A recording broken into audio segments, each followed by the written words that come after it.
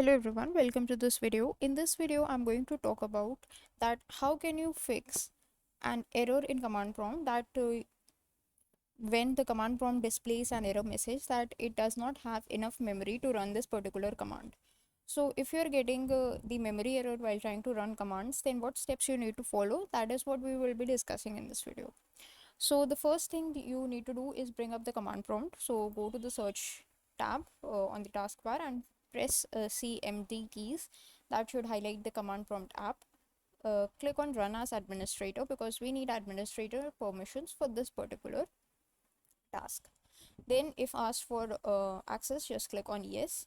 Then expand your command prompt and just type in sfc slash scan now.